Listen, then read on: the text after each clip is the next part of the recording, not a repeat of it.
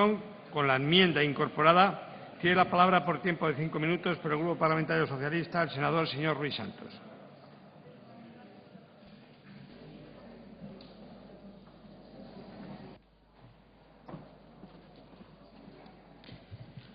Señor presidente, señorías, la moción que hoy debatimos tiene un objetivo muy claro y es desvelar las intenciones del Gobierno en relación con la posible revalorización de las pensiones.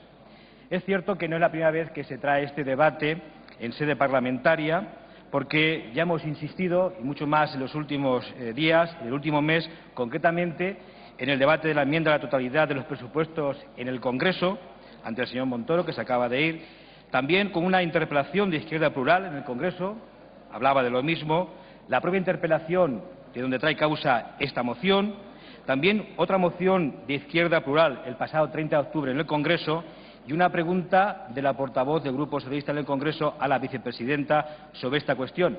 Pero en todos los casos se han producido respuestas retóricas y con una poca concreción. Por eso, hoy tienen ustedes aquí una oportunidad única para decir la verdad. Dado que a ustedes les gustan eso, el eslogan de decir siempre la verdad, pues esto puede ser como una boda de estas clásicas. Es momento de decir la verdad o callar para siempre. El tema es muy claro. ¿Van a revalorizar las pensiones conforme marca la ley actual y con el IPC real que se sitúa en torno al 3,5 al mes de noviembre? Insistimos tanto porque no nos fiamos y porque no se fían, entre otros, los 8,7 millones de pensionistas de este país. ¿Y saben por qué no se fían? Porque no sería la primera vez que les engañarían. Les dijeron que iban a subir 1% sus pensiones, pero se olvidaron de decirles el pequeño detalle que un mes después ganarían menos porque además también les subirían el IRPF. Y tampoco le dijeron en ningún programa electoral que iban a proponer un repago en las medicinas. ¿Se acuerdan de aquello de algún consejero de Sanidad de una comunidad autónoma de ustedes que hablaba del repago o copago como que solo eran 4 o 5 cafés? Tampoco les anunciaron la subida de la factura eléctrica, el IBI de Urbana o el IVA. En definitiva, engañamos a los españoles y en particular a los pensionistas. Pero hoy tienen una situación económica mucho peor que hace un año. Y la verdad es otra bien distinta. Y no es otra que no saben cómo volver a engañar a la sociedad española con las pensiones. Miren, el sistema de pensiones público español goza de una gran legitimidad social y estabilidad presupuestaria, aunque ahora esté atacada por la crisis económica. Y es que este sistema español de pensiones tuvo un momento de inflexión cuando en 1982 el Partido Socialista universalizó las pensiones, creó las no contributivas, auspició el Pacto de Toledo en 1995, dignificó las pensiones, sobre todo las más bajas, por ejemplo, en la última etapa del Gobierno socialista, donde las pensiones mínimas subieron más de un 50%. Este cuadro ya se lo expliqué el otro día. 2004-2011, subida media de un 50%, el doble que la etapa del señor Aznar. Se dejó un fondo de reserva de 67.000 millones de euros. E incluso en plena crisis, cuando se decidió congelar las pensiones más altas, las mínimas sí subieron y todas, unas y otras, vieron incrementadas en 1,3 por efecto de desviación su importe. ¿Y ahora qué les pasa a ustedes?